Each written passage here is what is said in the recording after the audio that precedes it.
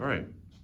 Hi, so my topic is the use of Tetrahymena thermophila to explore the anti-inflammatory effects of pineapple juice following wisdom teeth removal surgery. So why I chose this topic is because with the rapid expansion of social media and the ease of sharing information online, there's been an increasing public concern over the ease of spreading false or misleading claims, and one such claim is that drinking 64 ounces of pineapple juice or more the night before one's wisdom teeth surgery can greatly reduce the amount of swelling experienced afterwards. After seeing somebody make this claim on one of my socials, I decided to try it myself. After my surgery, I've seemed to experience slightly less swelling than I expected, although I did not obtain any quantitative data from my experience. I'd started to believe that the random TikTok user's claim was right.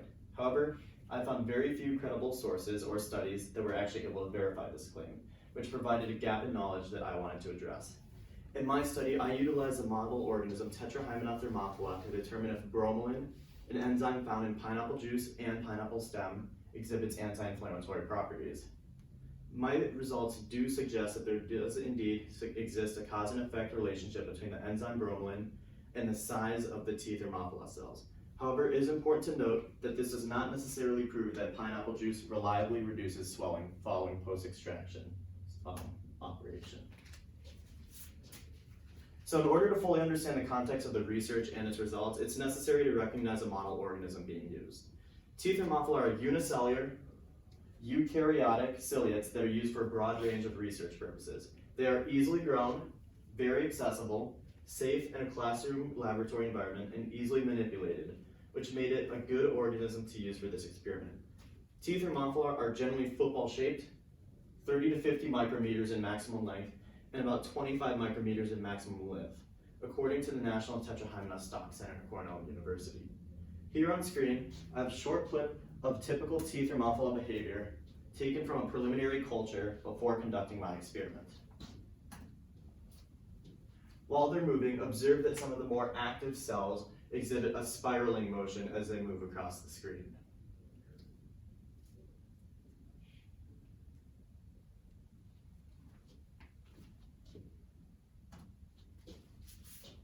It is also necessary to fully understand the independent variable of the experiment being conducted, which is the presence of the enzyme bromelain. Bromelain is a proteolytic enzyme found in pineapple juice and pineapple stem, and clinical studies have shown that bromelain produces a variety of therapeutic benefits, such as helping treat cardiovascular disease due to its ability to slow blood clotting. Bromelain is also absorbed considerably well by the human body and does not have any major side effects. While various research has identified some of these properties of bromelain, there are lack of sources that are able to confirm its hypothesized anti-inflammatory effects.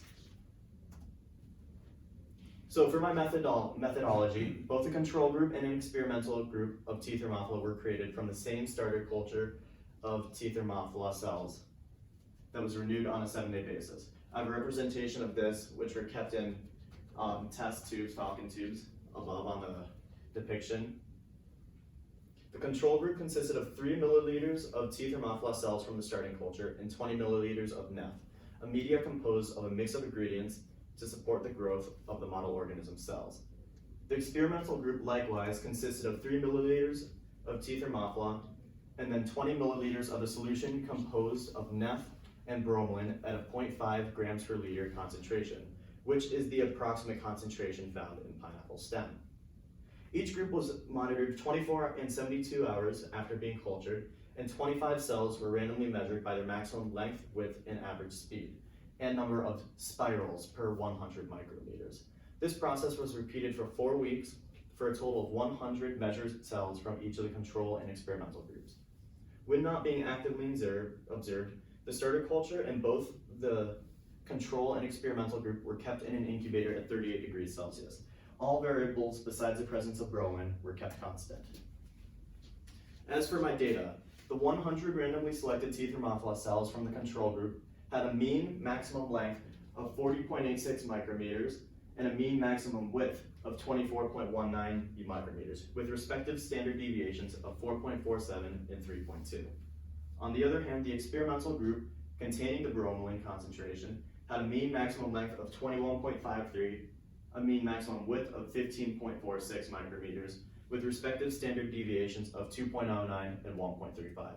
This represents a 47% decrease in maximum length and a 28% decrease in maximum width compared to the control group. A summary of the data can be seen in Table 1, while an example cell from each group is shown below its respective column. The maximum length is defined as the length of the longest segment that connects the two ends of the major axis of a T Thermophila cell, while maximum width is defined in a similar manner with the minor axis. Although T Thermophila are not elliptical, assuming that each cell fits the shape of an ellipse allows us to obtain a rough estimate for the area of the cell. This mean approximate area for the control group was 780.79 micrometers squared, while for the experimental group it was 262.15 micrometers squared. This represents a 66% decrease in surface area compared to the group that was cultured without bromelain. Other behaviors like speed and spiraling that were monitored exhibited no identifiable differences between the two groups in these regions. Using a two-sample t-test, the p-value for each of the maximum length, width, and approximate area estimates between the two groups was calculated to be less than 0.001, showing an extreme statistical significance between the two observed groups in all measurements taken. Thus, we can state that there's a statistically significant difference between the control group and the experimental group, as defined by their maximum length, width, and approximate areas. Given the replicable methods used in this experiment, the fact that all variables besides the presence of bromelain were kept constant, and the statistical significance of the results, it is appropriate to conclude that the enzyme bromelain effectively decreases the size of T Thermophila cells.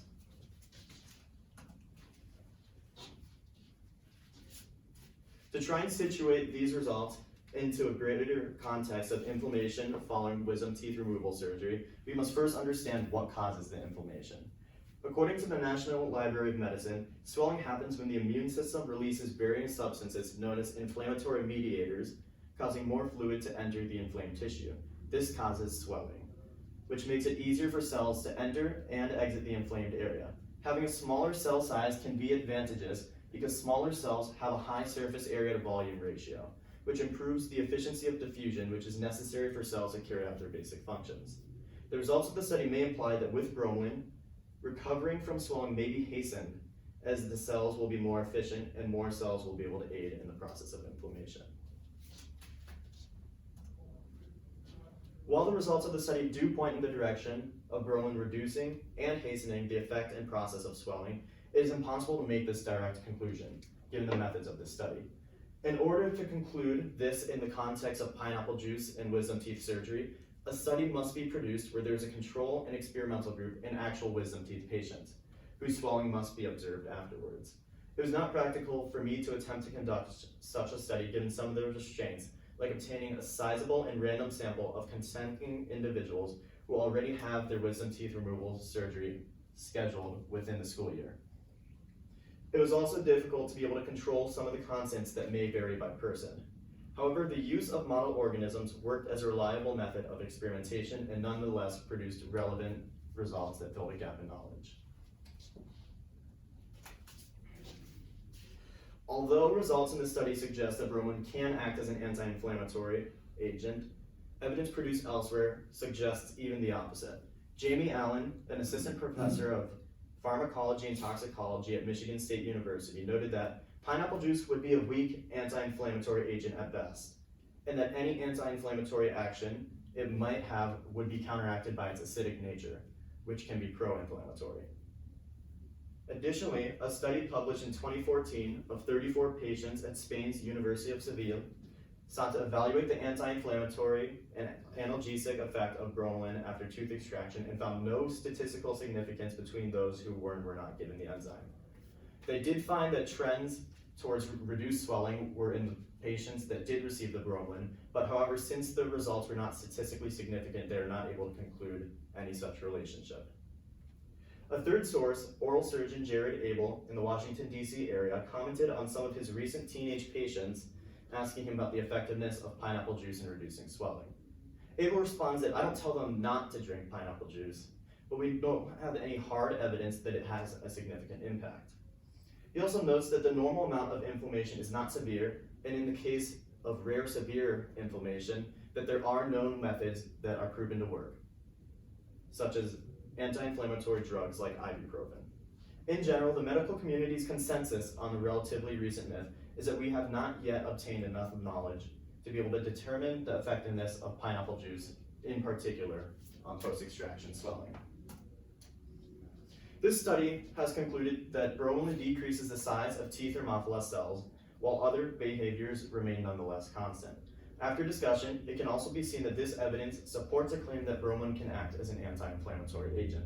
However, we are unable to conclude whether bromelain, specifically in pineapple juice, is able to reduce swelling following wisdom teeth extraction.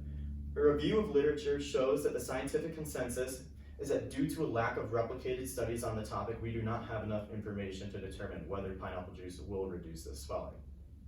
So, for any individuals undergoing a wisdom teeth extraction in the near future, we really don't know if drinking pineapple juice beforehand has a noticeable effect on reducing your swelling, but there's little chance of risk in trying. All right, thank you. Some questions. How did the choices you made when designing or implementing your research method impact your research process?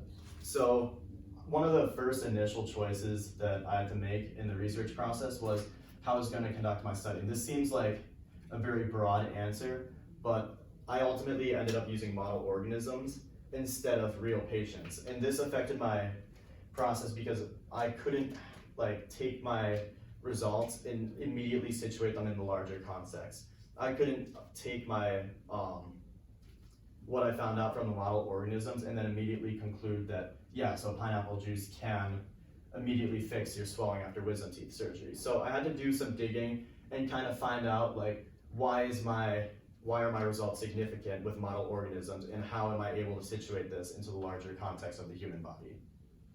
Okay, how did the limitations of your method or data influence your understanding?